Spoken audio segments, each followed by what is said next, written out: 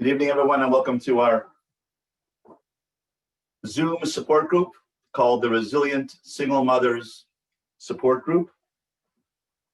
And tonight is Channukah, and I want to share with you some thoughts about Channukah, and then we'll open up the floor to thoughts and discussions, as is our system, opening up the floor at the beginning to your questions, your thoughts, your feelings that we can deal with in the evening.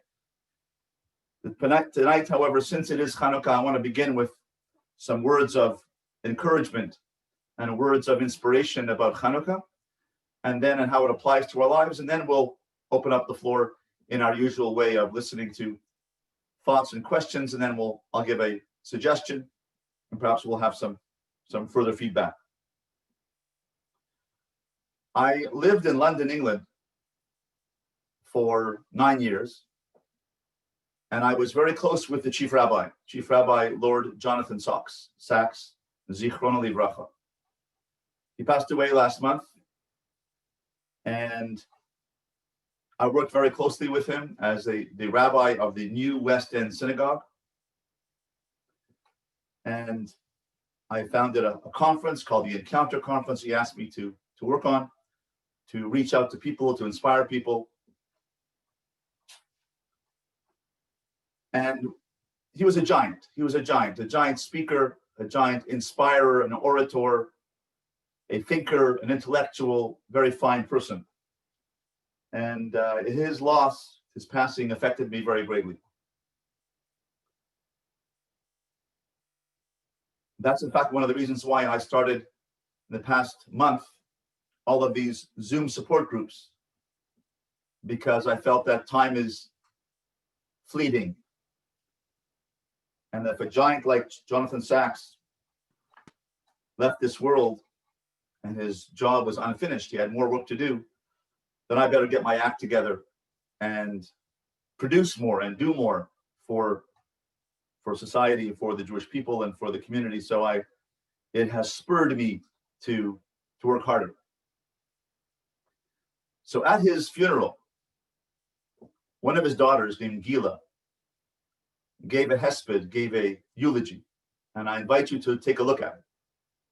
Go online to Lord Jonathan Sachs' funeral.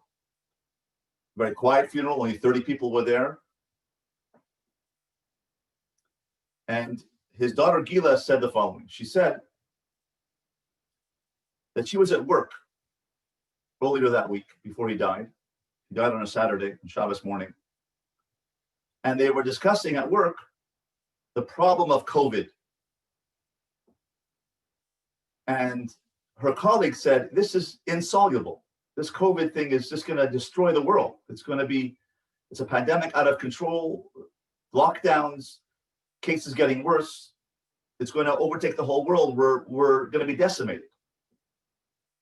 And Gila answered her and said, no, there's a problem. There's a problem. There's a problem, but there's also a solution to the problem. She said, no, don't you see? There's no solution to this problem. The whole world is being overwhelmed with COVID, the pandemic, massive worldwide medical systems are being overwhelmed, and lockdowns and economic downturn and people dying socially, financially. It's a terrible thing. She said, well, we have to get our act together and figure out how to solve the problem. And she said, at that moment, I realized what my father gave me. My father was a man who sought solutions.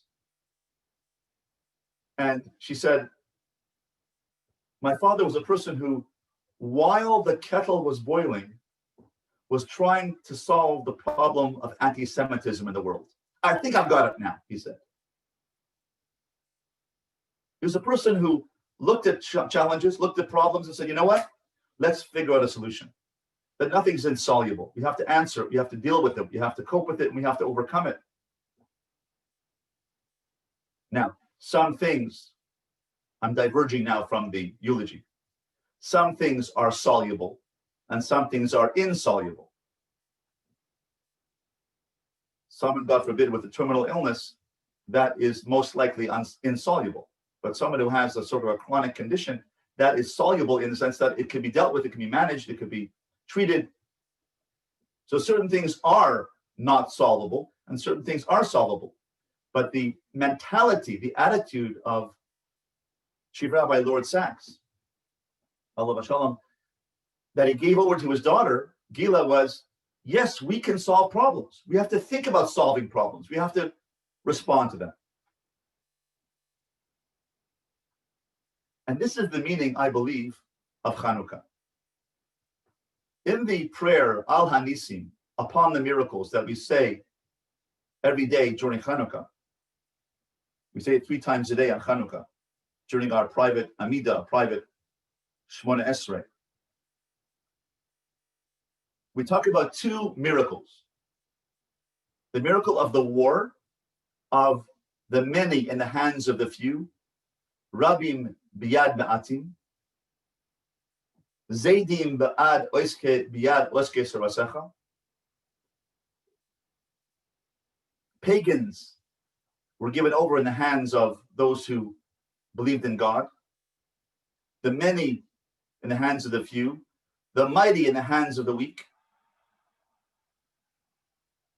the strong in the hands, the many in the hands of the few, the strong in the hands of the weak, and the evil ones in the hands of the righteous ones. So one of the miracles we celebrate on Chanukah is that even though we are set upon by huge problems, by a huge Greek army, by a huge Greek philosophy, nevertheless, truth wins out. That emes, honesty, integrity, light wins over darkness. That's the first mention of the miracle of the great power of Greece against the small fledgling Maccabean army, the Hasmoneans, a few stragglers who said, I want to fight for what's right. And then there's a second miracle that the Al Hanisim refers to, and that is the Achar Kain. And after that miracle of the victory and the war, Ba'u banecha l'dvir beisecha, your children came to the house of the Lord, the temple, which had been destroyed and defiled. Ufinu es hechalecha, they cleaned it out. V'tiharu es mikdashecha, and they cleansed it and they purified it. V'liku neros v'chatzos kachecha, and they lit candles. And then the miracle happened where one cruse of oil lasted for 8 days. But there are 2 miracles. One is a physical miracle, a physical redemption, and one is a spiritual miracle, the light. And the commentaries tell us that the light is a reflection of the physical miracle. The spiritual miracle of the candles is only a reflection of the fact that the many were given over in the hands of the few. So really, it's really one miracle.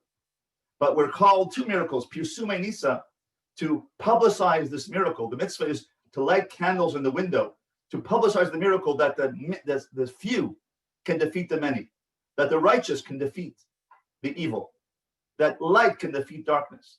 That's the physical redemption.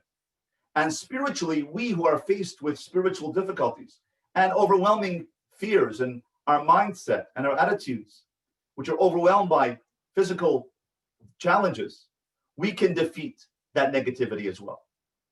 A physical victory and a spiritual victory, an external victory of war and an internal mindset victory. That's the miracle of Chanukah. So Chanukah is much more than latkes, much more than donuts, much more than Chanukah parties, much more than an apologetic holiday to counteract Christmas and say, oh, well, they have Christmas and they got a big deal, but we'll give one Chanukah gelt too. We got something too. That's not what it's about. It's a very, very deep, spiritual, uplifting holiday.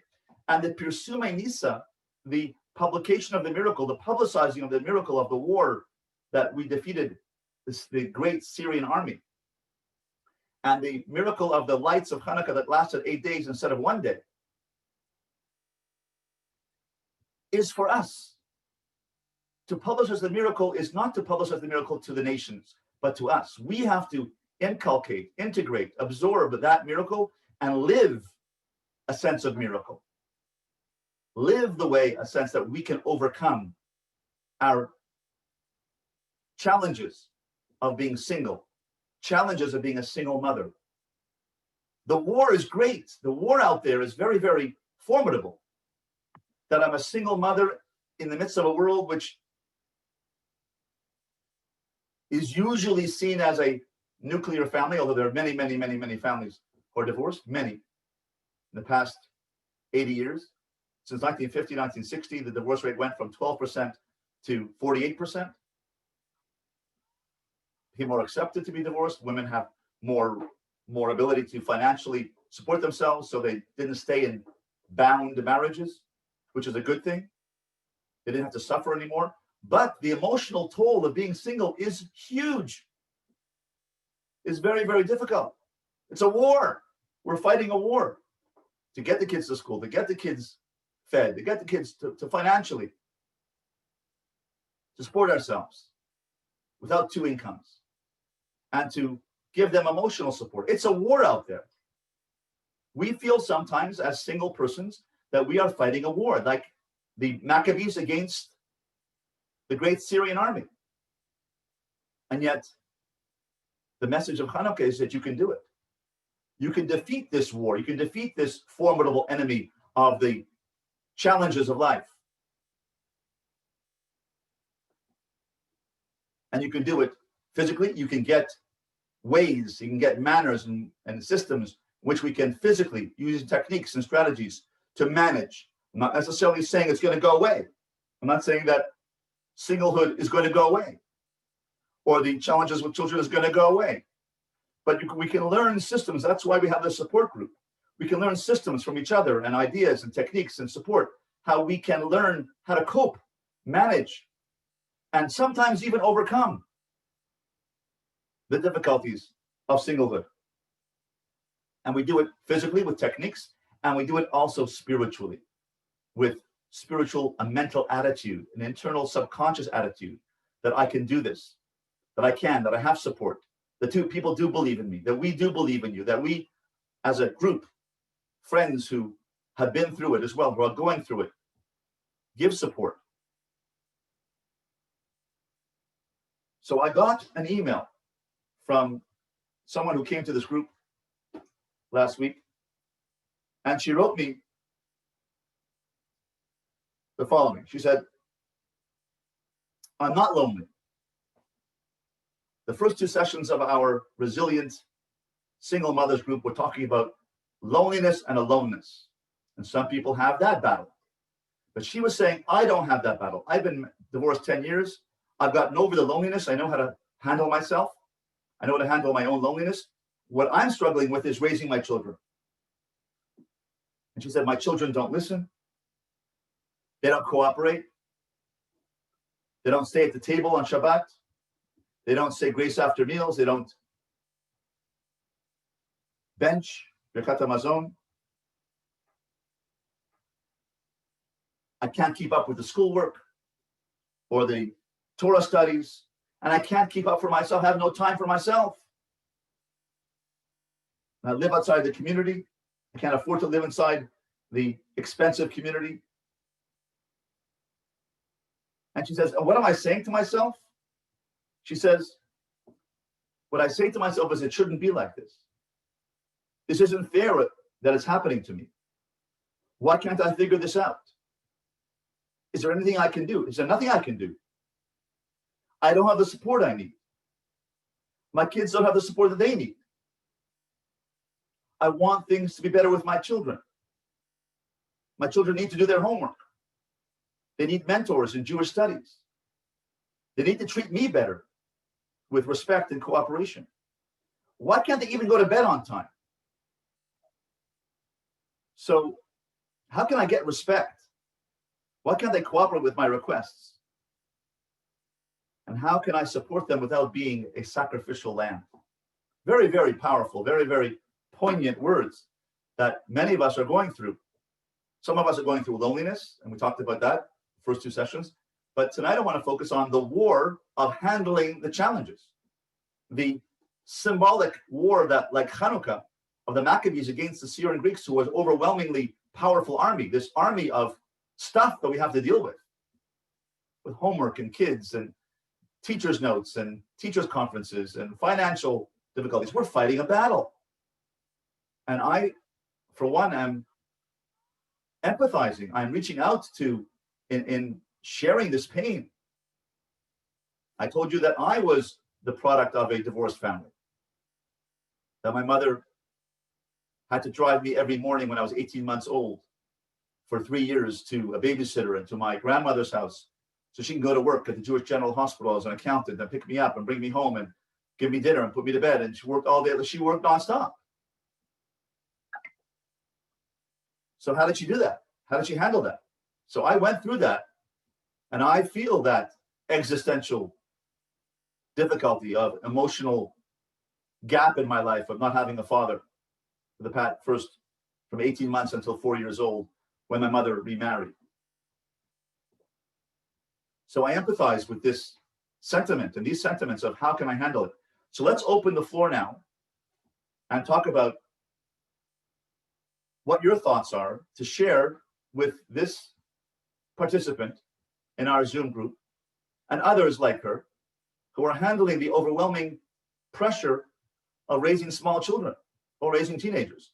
Can you share some thoughts of identification, empathy, or ideas of how we can help her, help ourselves handle this battle? Any thoughts that you can that resonate with you, you feel you could share with us? Anybody have any things to share?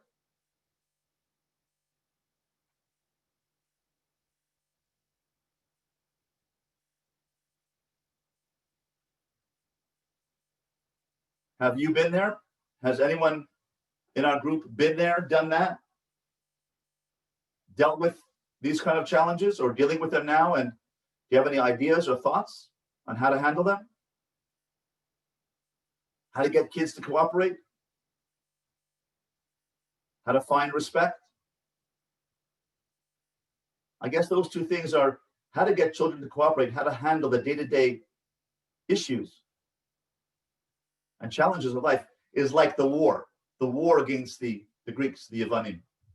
And the get respect is a spiritual dimension, is how do I get self-respect? How do I get respect for my children? That's a spiritual. There's an outer dimension of the physical exhaustion of having to deal with the day-to-day activities, the financial struggles, the homework struggles, the doing it on my own struggles. That's the war, external war. And the internal war of I'm not getting respect, I'm not getting value. I don't even value myself because I have no time to think about myself. They're very, very similar to these two battles of Channukah. And we have to learn something from Channukah. So we've been talking about the system that I've been sharing with you of consciousness. That before we're able to handle the war, we have to handle ourselves. We have to be whole with ourselves. Shalem. The word shalem comes from the word shalom. It's the root word of shalom. Shalom means peace, but shalem means inner peace. Shalom does not mean the absence of war. It means the internal wholeness of a lack of war within myself. Shalem. I am whole. I am wholesome. I am complete. That's the real meaning of shalom.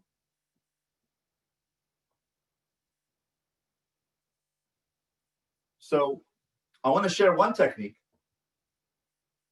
which I've used with my children and I give to my clients in my therapy practice, which I think is very, very helpful. It does work. And it could be a way to get children to cooperate. And it's brought down by the Rambam as well, Maimonides, who says the following. If you incentivize children, instead of begging children to cooperate, showing them that you are overwhelmed, children need to see that you are not overwhelmed. Children need that emotional security to realize that you can handle this. So therefore, we have to strengthen ourselves internally, spiritually, emotionally, by using my proposed system of consciousness, mind, wheel of strengths, emotional security, emotional equanimity, emotional peace, going to your beautiful place. and acting calmly, walking slowly, talking slowly, being in charge, doing things that I can control. That's the system of mind, heart, and actions that I've been talking about. That we have to be masters of ourselves and show the children, I can handle this. I can break down later. I cannot break down in front of the children. Well, you'll tell me that the children shouldn't be able to see that mommy's having a tough time. Yes, they could, 20% of the time. But 80% of the time, they have to see that mommy can take care of me. Why? Because they have to feel safe that mommy can emotionally take care of me and physically take care of me. So, when we say to ourselves, and we say in different contexts, I can't lose it now, or be strong. Yes, we have to be strong. Tell me, be strong when I don't have time to go to the bathroom. Be strong. Very nice. Yes, we have to learn ways to be strong. And there are many ways we can do that. One way I'm suggesting to you is the system that I'm presenting to you called consciousness. You have to have the wheel of strengths and remind yourself of what you can do, what your strengths are, intellectual strengths, social skills, personality or character strengths, your spiritual strengths, your contribution to the family, that you're doing a good job and you're growing. That's the mental cognitive awareness of my strengths. Emotionally, go to a beautiful place and calm yourself down. Go to Hawaii and ground yourself, and then be able to function and take care of the children. And I can break down later after they're in bed. I can break down. I can call a girlfriend. I can call somebody, call my rabbi, call my mentor, call my therapist. But right now I have a job to do, strengthen myself and ground myself. So that's the internal work we have to do. So I'm suggesting is helpful. And that gives us a sense of attitude, a positive attitude. On a practical level, on the war level, that's the internal level. On the war level, I'm going to share with you an idea. Incentivizing children by giving them tickets for positive behavior. I tried that. No, forget about that. I tried that. So let me ask you a question. Tough question. How long did you try it for? 3 days, 4 days, a week? Studies have shown, research has shown, that you cannot get a child to modify their behavior unless you do this behavior and behavior modification program for 17 weeks. That's why it's failed. Because consistency in parenting means that I have to be consistent in my system that I use to parent. And that ticket system or that incentive system has to be employed for 17 weeks. That's 4 months before it's going to show results. But you have to have inner strength. You have to have an inner power. I can resilience, an inner strength of I believe in myself, believe in you, believe in myself, and then be able to perform this function of giving tickets to children for positive behavior. Because the system of reward system called the token economy, where we give out tickets, not checks on a chart. The chart system doesn't work. The children, just like us, have to see cash in your hand. A tick on a wall or a gold star on a wall does not work as effectively as what I'm suggesting. You go to the store and you buy a roll of admit one tickets. There are red ones for Yossi, and there are blue ones for Hannah, and there are pink ones for another child, different colors for different children. And you figure out a target list of behaviors, 3 behaviors for each child. And we can sit down and discuss which 3 are the best and most important target behaviors of each child. For example, one target behavior is listening the first time, talking about respect, right? If you listen to the first time, you're going to get a ticket. And we're going to make a little Tupperware. And we're going to color it with puffy paint, with your name on it, and decals and different colors. This will be Shoshi's Tupperware. And every time you do a mitzvah, every time you do a positive thing, every time you do a good deed, every time you listen, you're going to get a ticket. And when you get 18 tickets, we're going to go to the dollar store or the Five Below store, and we're going to get you a prize. Is it going to cost you money? Yes, it's worth it. $5, it's worth it. $5 every 2 weeks, it's worth it. One less Starbucks coffee and one more incentivization of the children for $5 is worth the investment. And you make a big deal about it. You say, we're going to start a new system, guys. It's a new system. It's called the Super Midos system, or the Super Character system, or the Mitzvah system. And every time you do a good deed, a good act, and here's what I want you to do. Listening the first time, you get a ticket. Helping your sister or brother, being nice to them instead of fighting or arguing or hitting, acting nicely to your sister or your brother, doing an act of kindness to me, to mommy, or to your sister or your brother, or to your grandmother or grandfather, or even your ex. An act of kindness, promoting kindness. Listening the first time, act of kindness, and speaking respectfully. If you don't scream, but you say, using your level 1 voice, and you speak nicely and respectfully, say, I'm upset right now. I'm angry right now. You can say that. And I encourage you to get a second thing, and that is go online to Google it and say, emotions of children. And you get a poster called, How Am I Feeling Today? And to teach a child how they are feeling by asking them, which face do you identify with right now? Are you angry? Are you sad? Are you frustrated? Are you upset? Are you shocked? Are you surprised? This is very important for a parent to teach a child emotional awareness. So if you get this chart, and you can get one, they can send it to you from ctherapy.com. That's letter C, therapy.com. For $15, they send you a laminated one, a blue one for boys and a red and a pink one for girls. You get the very same one online where you can print it. It's a small one, but the big poster, 2 feet by 3 feet, they can send you in the mail, rolled up, and you put it up on the wall. Helps you help children identify their emotional feelings so that they can learn emotional intelligence. But you're teaching them, how are you feeling right now? And you can do the same thing. Well, I'm feeling really sad right now. I'm feeling frustrated. I'm feeling upset. I'm feeling angry. You point to the pictures on that wall, and the child learns emotional awareness. And then you say, and when you say you're upset, you just use your words. Don't use your hands, use your words, and use your words respectfully. So those are 3 possible target behaviors you can use and you can reward. And after, 17 weeks, you will see a change in behavior if you remain resilient. Well, many parents, I give this technique to married people. And they say, I forget, I'm too busy, I forget what they did, I'm too overwhelmed, right? Well, that's the problem. The problem is that the key is, are you resolved to get this problem solved? Are you committed to control the system? Instead of you parenting with anger and with frustration and losing it, right? The children react and get worse when you do that, because they want to know that they can be taken care of.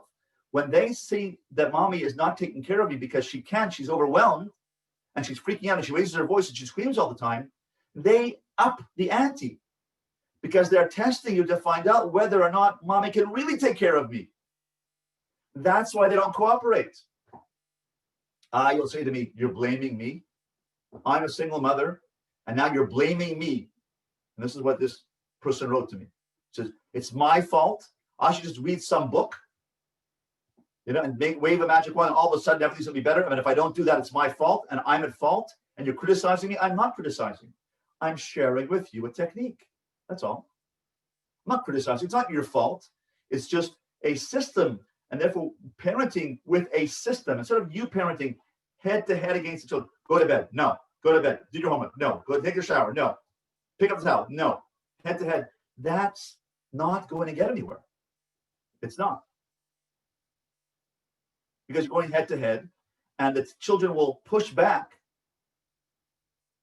What happens when I hand you something and you push it back, and I push and I push? We don't push me, pull you. We're in a tug of war. I push, you push. I push, you push. When you push the children, they'll push you back. That's not how to parent. Oh, you're blaming me? I'm not blaming you. I'm just suggesting there are ways to handle children and teenagers by incentivizing them with a system. I'm not parenting, the system parents. So the system parents the child. You do good behavior, you get tickets, you get prizes.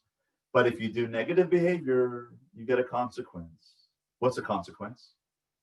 The consequence is, if you hit with your hands after one warning, you get a hands consequence. The hands consequence is you lose computer time. You lose your doll for an hour. You lose your baseball glove.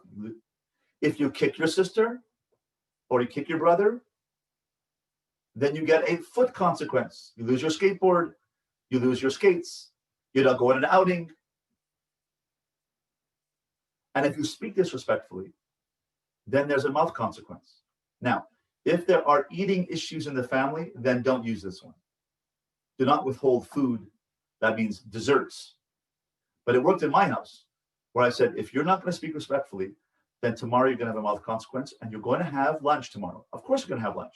You're going to have a sandwich, and you're going to have a fruit.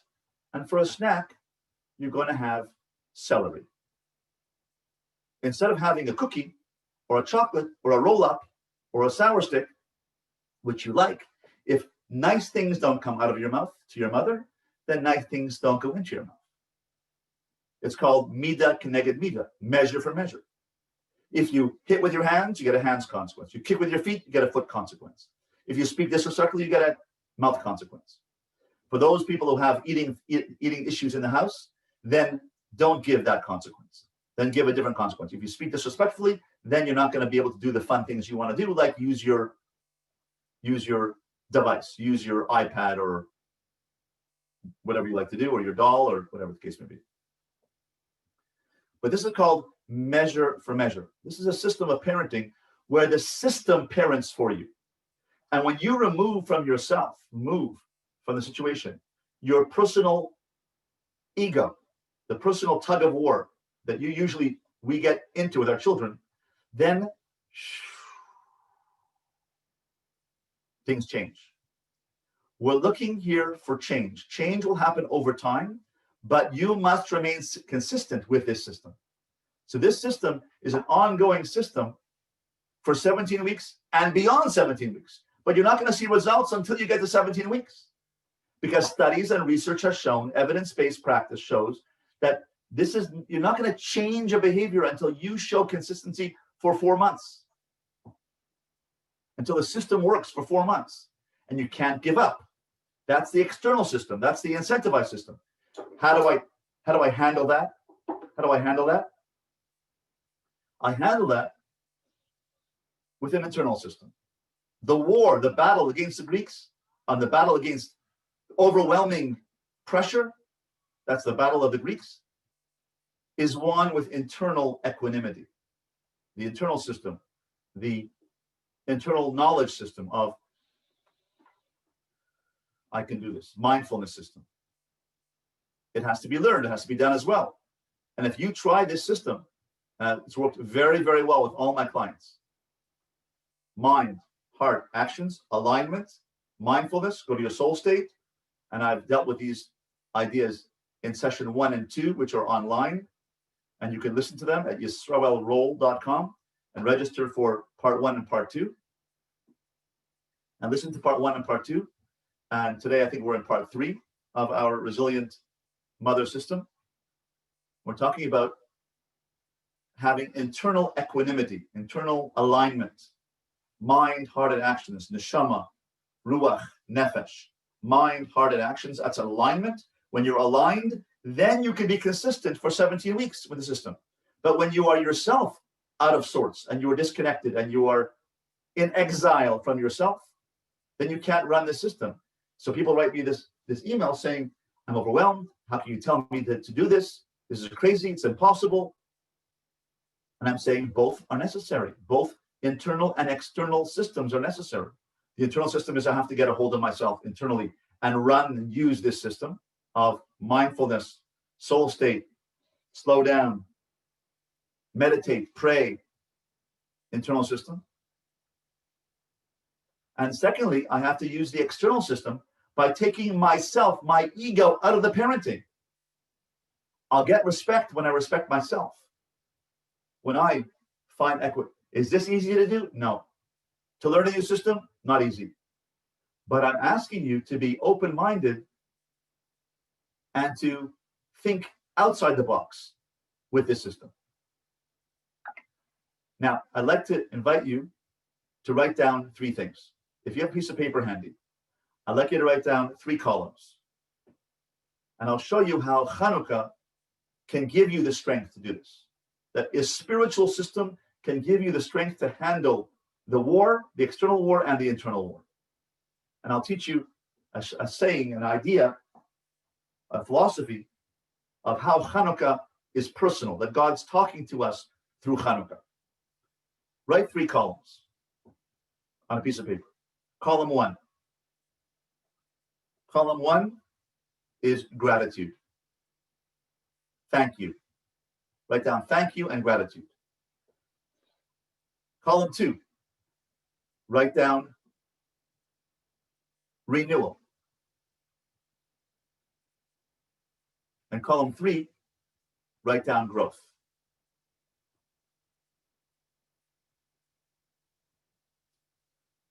Let's understand column 1. Thank you. The war against the Greeks, by the Maccabees against the Greeks, was more than just dreidels, more than just a battle. It was a spiritual battle of 2 worldviews.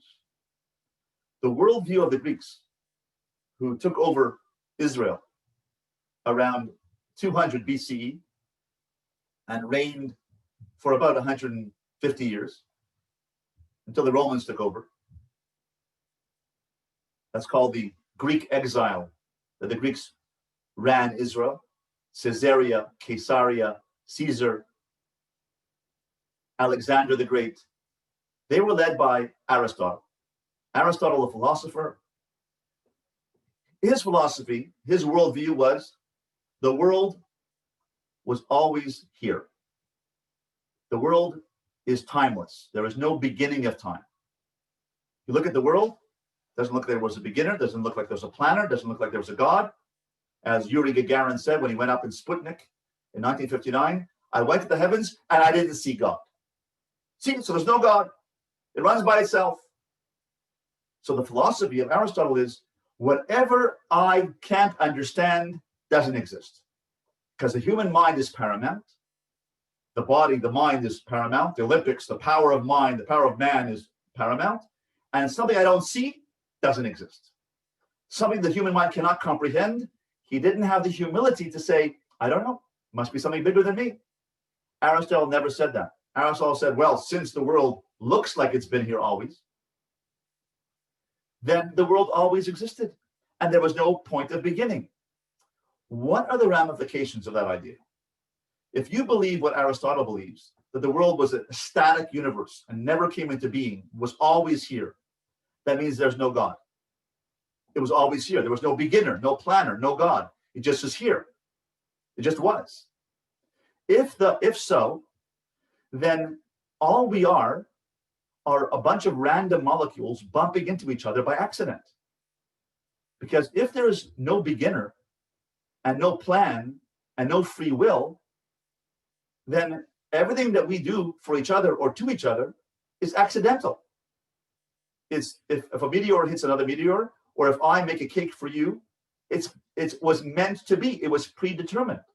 So to believe in no God, the ramifications of believing in no God are that the world is static. The world always was. There's no beginner, no plan, and no free will, which means that you and I are just have molecules bumping into each other.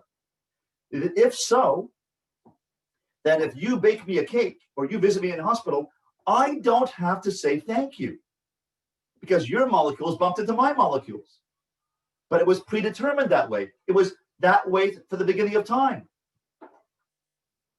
I don't have to say thank you to the sky for being the sky, or the mountains for being the mountains, or the water for being the water, or for you to baking me a cake, because it's random molecules bumping into each other for no reason other than they're predestined to bump into each other. So when you bake me a cake for me or visit me in a hospital, that's only because it was predestined that you do that. You didn't choose to do that. It's a static universe. It's a uniform universe, not started by God. Therefore, there's no free will. So you didn't free will coming to visit me in hospital. It just was meant to be forever. It was bashert. It was predetermined. If that's the case, then Aristotle said, I want to uproot the word thank you from the world.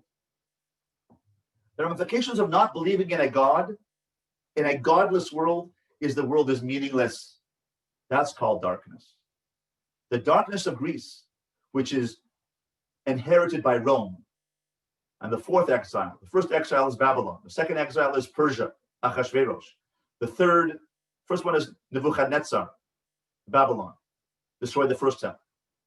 Persia, the second exile. The third exile is Greece, Alexander and Aristotle.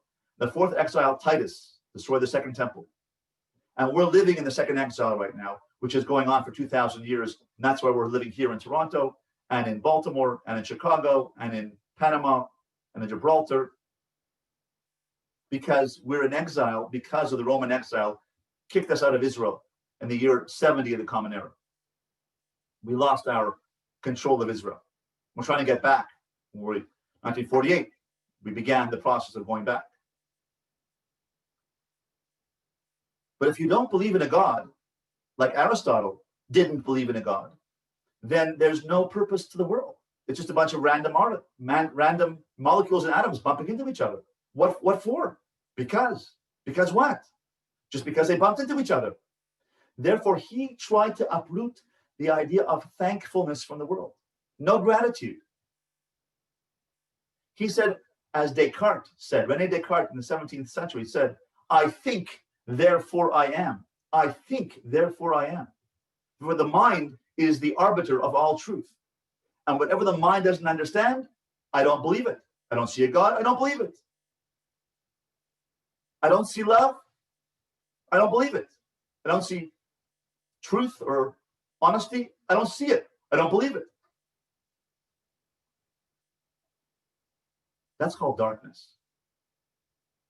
Comes along the mitzvah of Channukah, and the Jewish people destroyed that philosophy, not only the physical Syrian Greek army, but the philosophy of Greece. They said, we cannot withstand and live in this world that is a purposeless world. We're going to fight for a God. And God did a miracle.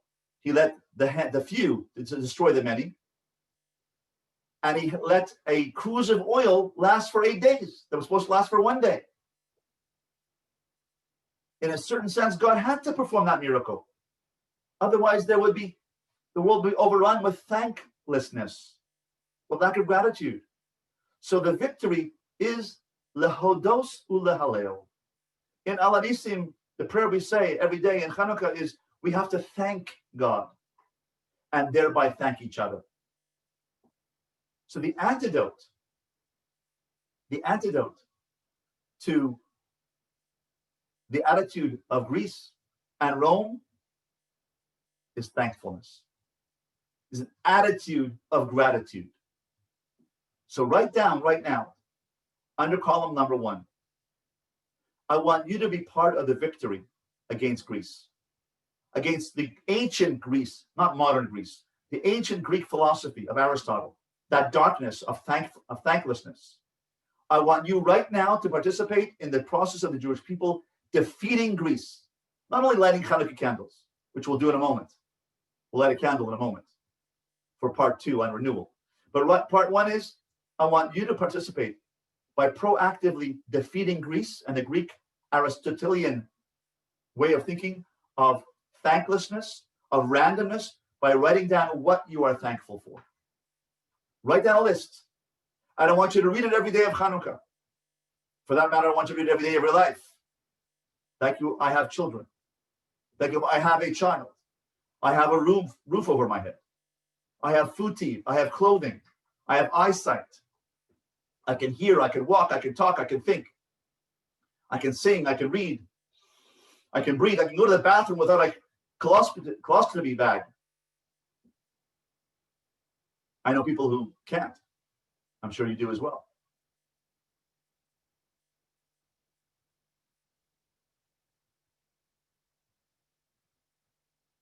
And someone said last week in our Zoom group, I didn't know who I was until I was alone and got to know myself and my thinking and what I believed in and what I liked and what I didn't like and what I liked to read and what I didn't like to read.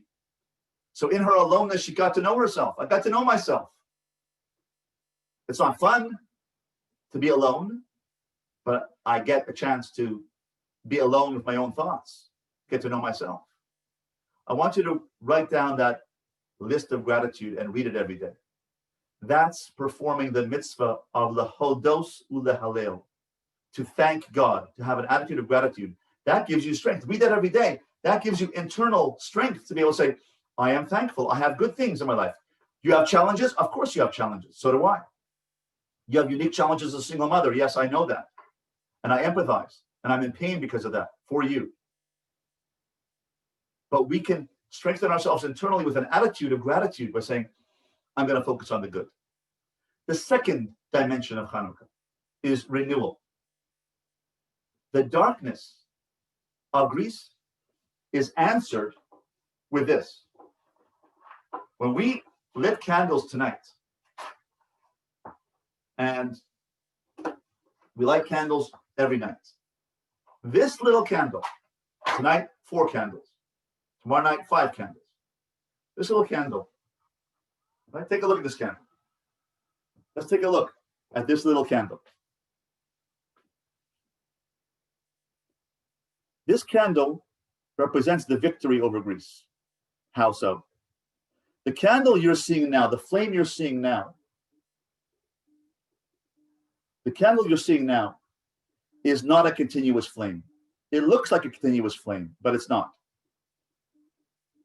It's not a continuous flame because the flame has burned up the wax in this circle on top of the candle a second ago, and therefore right now you're seeing a new flame because now it's burning new wax. And 1 second, now it's burning new wax. And now it's burning new wax. So therefore, the candle you saw a second ago is not the same candle you're seeing now. The same flame is different. This flame is different because it's burning new wax. Or if you have an oil menorah, it's new oil. And therefore, you're not seeing one continuous flame. It looks like a continuous flame. It looks like the world is happening by itself. It looks like Aristotle's right that the world has no designer. But if you light a candle and you realize that every time you're looking at this candle, this flame, it's a flame of renewal because it's renewing itself. It's burning up old oil and it's now burning new oil. It's burning up old wax and now it's burning new wax.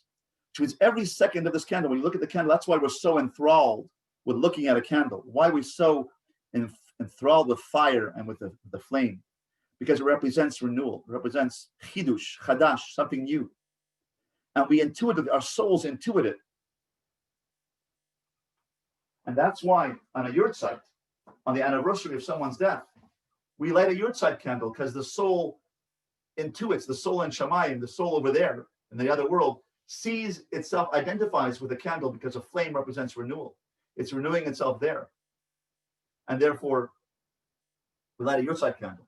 And that's why women light candles on Shabbat, Friday night. Before Shabbat starts, we light, it's a custom to light as many candles as children that you have. So you light, if you have 2 children, you light 3 candles, one for yourself and one, you light 2 candles for Shamor v'Zachor, 2 candles. And if you have 1 child, add 1 candle. If you have 2 children, 4 candles. 3 children, 5 candles.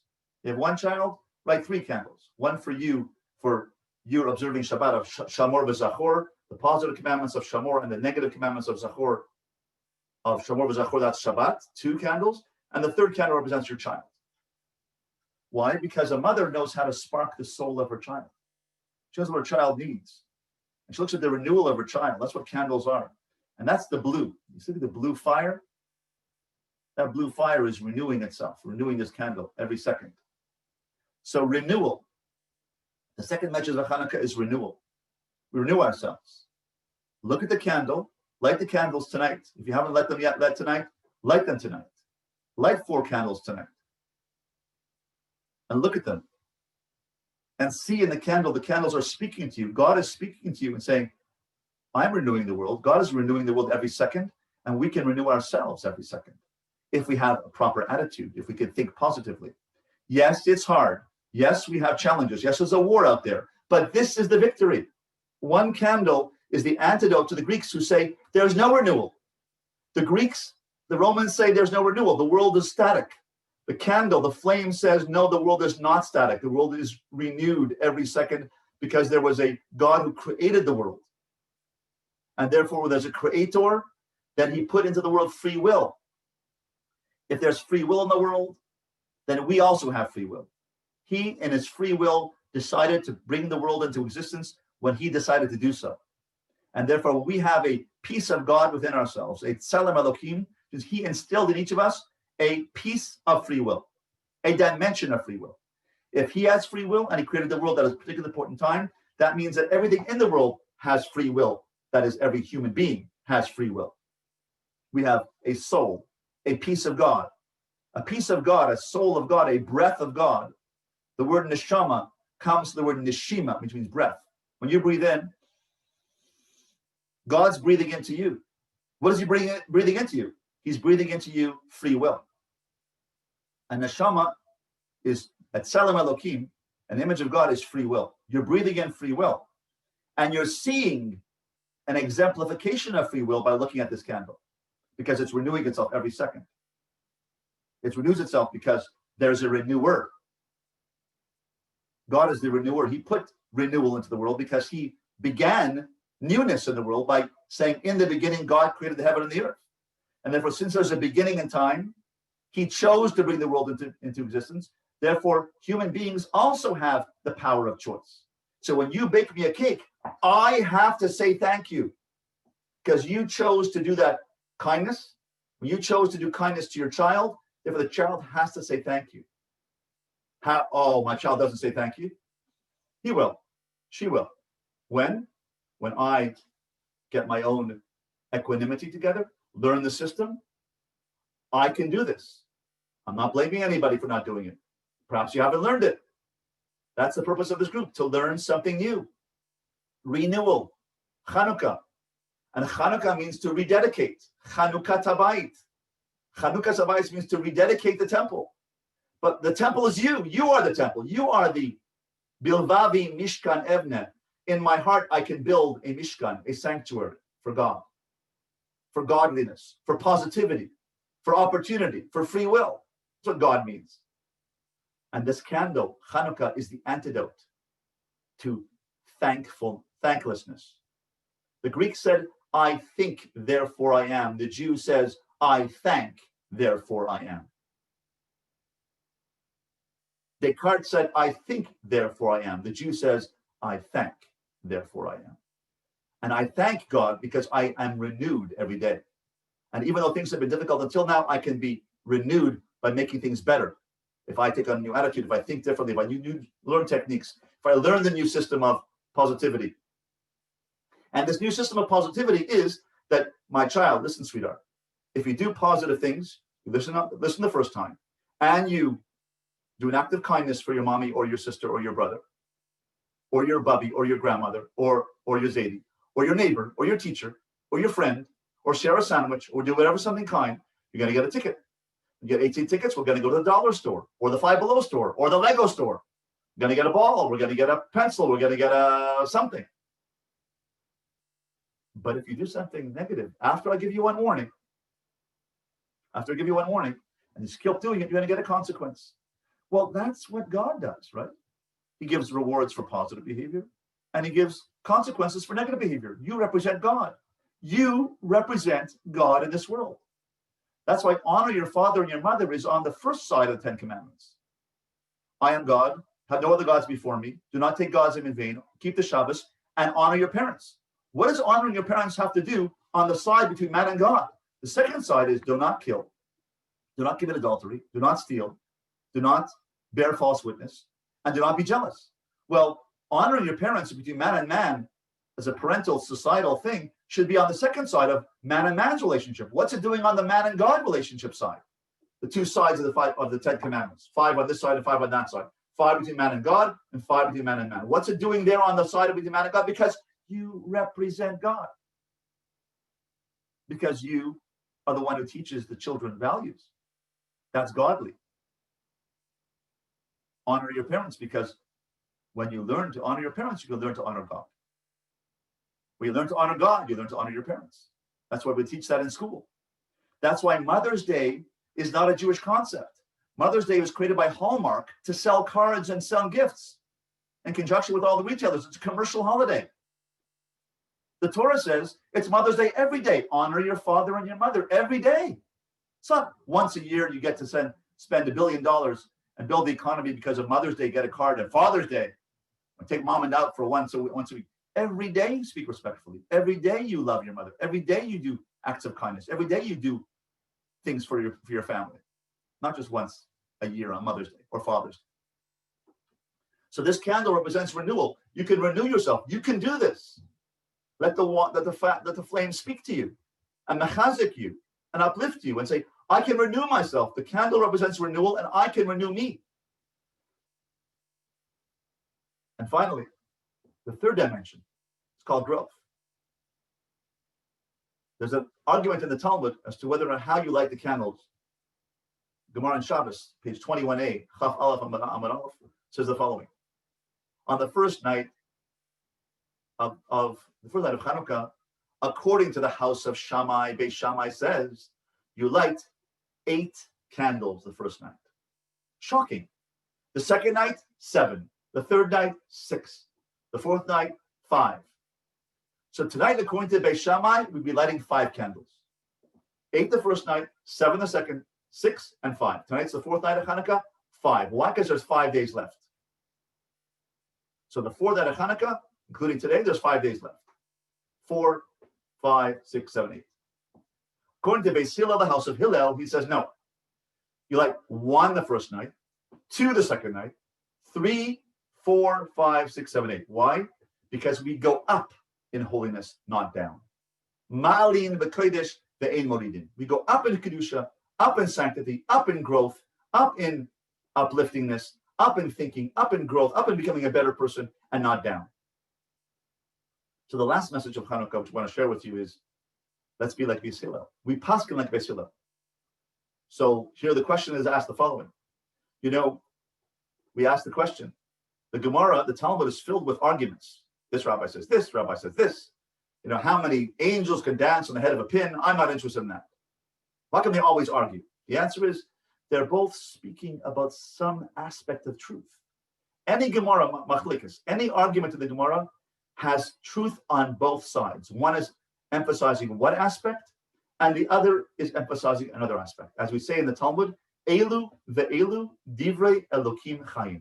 This is true, and this is true, the words of the living God. Shammai is right, and Hillel is right. Shammai is right 8, 7, 6, 5, 3, 2, 1, and Hillel is right 1, 2, 3, 4, 5, 6, 7, 8.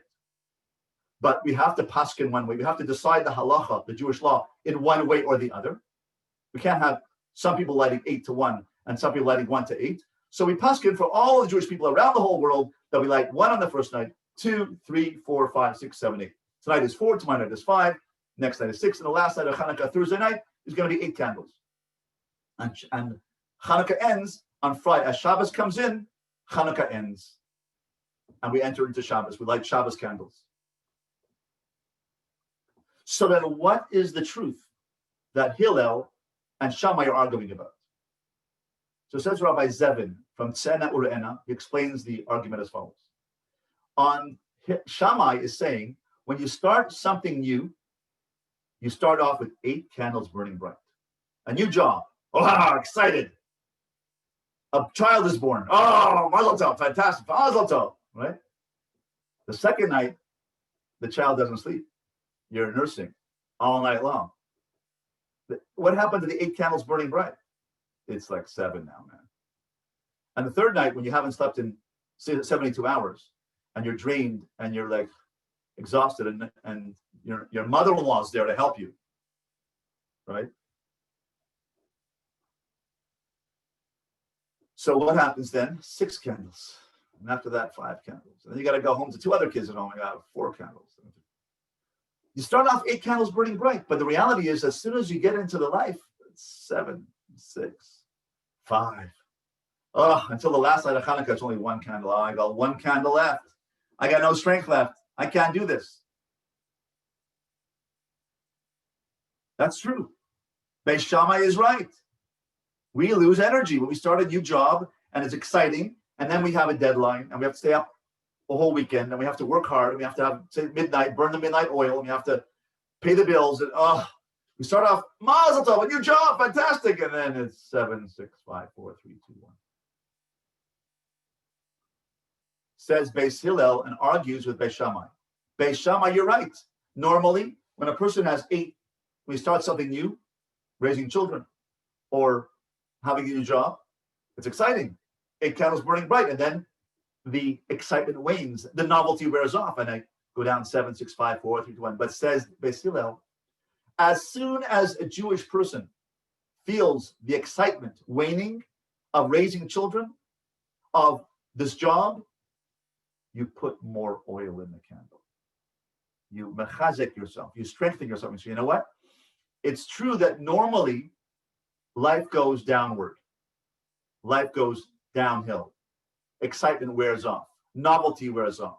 Reality sets in. Life gets in the way. Says Beis Hillel, you're right, Beis Shammai. That's how normally life works. But those who want to win the game of life, put more oil in the candle. That's it.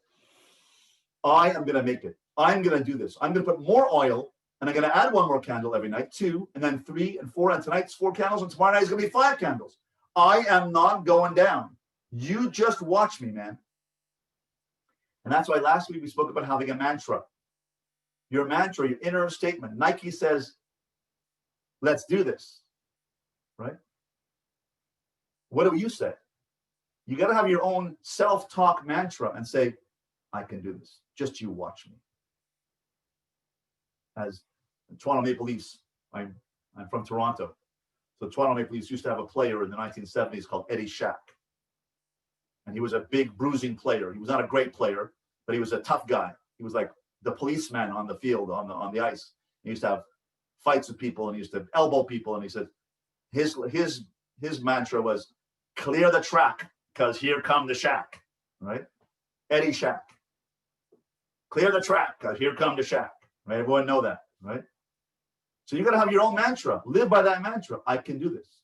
I want you to write down under growth your mantra. What is your advertising slogan that you can sell yourself to yourself and say, let's do this. I can make things happen. Don't give up. I can be a positive thinker. I can strengthen myself. I can do this system of tickets for my kids and consequences.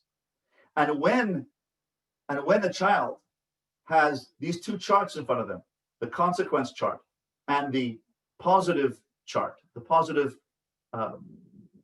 results chart, where you say, listening the first time, put it down on a chart, on a poster board, saying good character, positive chart, positive midos chart, and consequences on one side, like doing good things and consequences. And then you show them that if they do good things, they'll get positive rewards. If they do negative things, they'll get negative rewards, negative consequences. That's how life works. That's why you're on the side, the parents are on the side of man and God, because just as God gives positive rewards, schar v'onish, it's part of the animamin, it's part of the 13 principles of belief, 13 principles of faith that we believe, that God is involved in our lives and he rewards and punishes. Good behavior gets tickets and bad behavior gets consequences. Well, you represent God. And therefore, when you give out tickets and you give out consequences, you're on the God side, man and God. The 5th commandment is honor your parents, because you're on the God side, because you're teaching children how God runs the world. So when you have a poster on the wall which says consequences and mitzvos, or good deeds and good behavior and consequences, and good deeds are listening the first time and doing kind deeds to your sister or brother or to your parents and speaking nicely, speaking respectfully, and consequences are a hand's consequence for hitting and a foot consequence for kicking and a mouth consequence for speaking disrespectfully. After one warning, you can do that, you get a consequence. I take away something. I don't hit, I don't scream, I don't put you in timeout. I just take away something. That's the system of parenting. Let the system do the work for you. Because then you say to the child, come here, sweetie. Look, here's consequences. Here's rewards. Which do you choose? Which do you want? The child will say, prizes. Okay. Then let's see what you're going to choose. You're encouraging the child to make a free will choice. That's the victory of the Jews over the Greeks. When you teach a child, there's a system in parenting where you represent the God side, man and God. The fifth commandment is honor your parents. And you teach your children about consequences and rewards. You're teaching them about God. And you're teaching them why? Because you're giving them free will. You're giving them a choice whether they're going to earn consequences or earn rewards. That's representing God. You represent God. Isn't that an encouragement by God? You have the power to teach your children to renew the world by saying you have the power to teach your children about free will. Isn't that a new way of looking at parenting? That's renewal. That's the second part. Growth. I'm growing as a parent, growing in my attitude. And number one, I'm thankful. So if we're thankful, I say thank you, lehodos. Have gratitude and read that gratitude list every day. And number two, I show renewal. I renew myself and start the new system. Or do it for your grandchildren. Or do it for your nieces and nephews. Or teach other people about this system. And it's in my book called Bring Out the Best. This system is described in my book called Bring Out the Best, a Jewish guide to family esteem.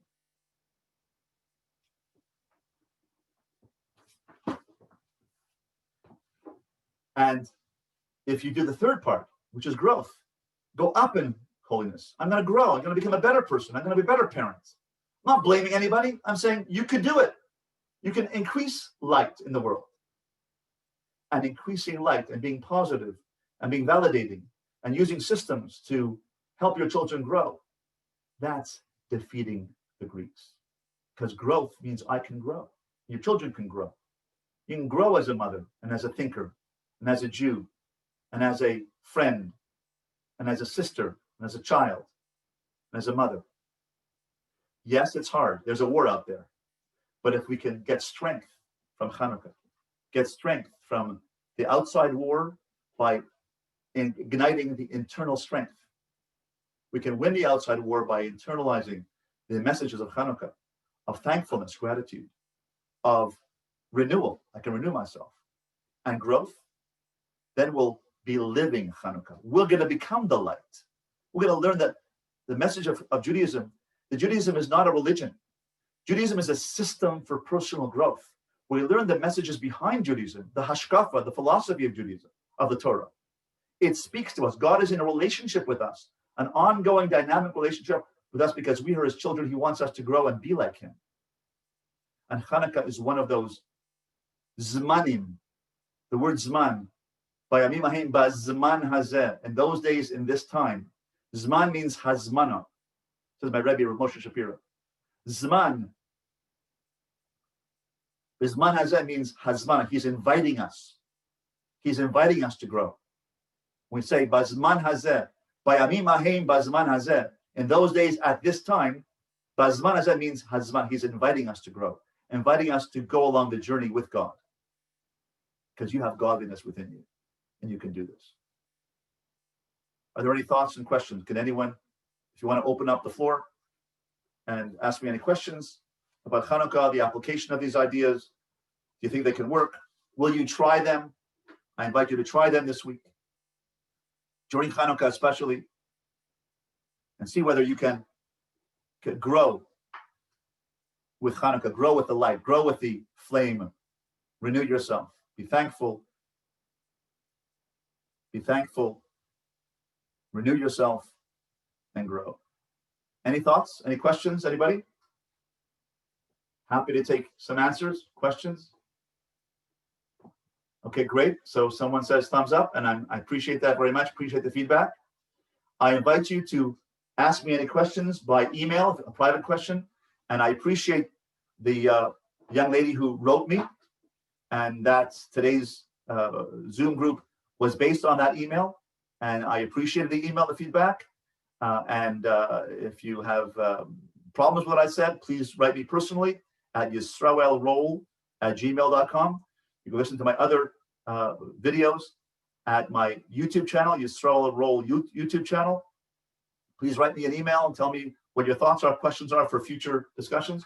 But we're going to meet again, God willing, next Sunday night at 8:30 for the next session of our Zoom group. If you have any friends who want to join, please let them know about this and send on the Zoom link. Pretty soon you're going to be able to join. I'm working on it to join the weekly program by the YisraelRoll.com channel. Those of you who can, if you could consider please sending a $10 donation to cover the costs of our advertising. You can send it to on the website, or you can zell it to me, YisraelRoll.com, YisraelRoll@gmail.com, or Venmo, whatever you can. It helps us reach out to more people around the world so they can have access to these videos to give chizuk to women around the world who are facing this Channukah challenge. And I want to reach out to as many people as possible to give them the strength and chizuk, and your donation of $10 would help us do that so I can pay for advertising in England, Israel, and in Europe. So thank you so much for joining us, and I hope to see you, God willing, next Sunday night at 8:30 for our next Zoom support group. Have a lichtige Chanukah, have a light-filled Chanukah, and let the light inspire you. Thank you so much. Thank you. Thank you. Thank you. Thank you. Good night. Happy Chanukah.